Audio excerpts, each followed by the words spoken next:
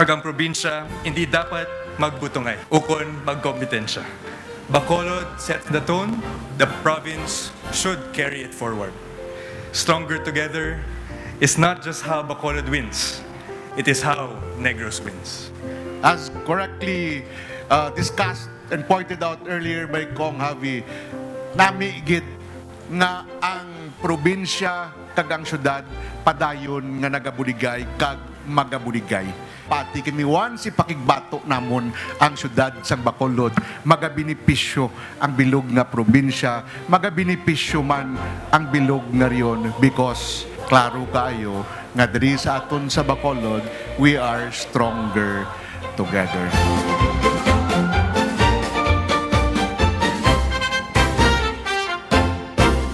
What a beautiful morning to celebrate a beautiful milestone. Today marks the 88th Charter Day of the City of Bacolod, a city that has grown through the years because of the strength, resilience, and unity of its people. From generation to generation, Bacolodnons have shown remarkable strength in the face of challenges and unwavering optimism in times of uncertainty.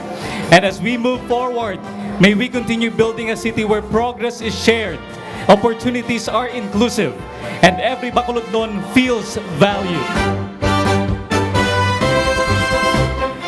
88 years na nagligad sa nga Bacolod ng inisa ka syudad. Pero ang mga Bacolodnon, madugay na yan nakadesisyon sa ila kaugalingon kung manginsin-o sila bilang mga tao. Long before ginsinsilyohan sa isa ka charter ang inyo nga komunidad. Bacolod is having a moment and the numbers are not shy about it. Sa nagligad nga tuig, ang ekonomiya sa syudad nagsaka sang 7.7%. Mas dasig nga nagdako sang sa probinsya. Mas dasig pa sa bilog nga pungsod. Stronger together is not a phrase I am borrowing from Mayor Greg tonight. It is something that we have already lived. My fellow Bacolodnons, we thank you. We thank you. We know nga kadamo sa mga challenges nga aton ginatubang since last year up to now. But despite of all those challenges, you committed to stand side by side with the government. And that is the reason why we have these awardees tonight, because you are exemplary Bacolodnons who excelled in your respective fields. You are the symbol of a true Bacoleño.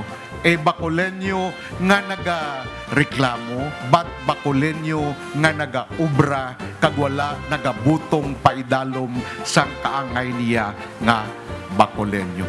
Ipakigbato namon ang syudad sang Bacolod. Kay gapati kami once ipakigbato namon ang syudad sang Bacolod, magabinipisyo ang bilog nga probinsya, magabinipisyo man ang bilog nga riyon because klaro kayo nga diri sa aton sa Bacolod, we are stronger together. Happy 88th Charter Anniversary to our beloved city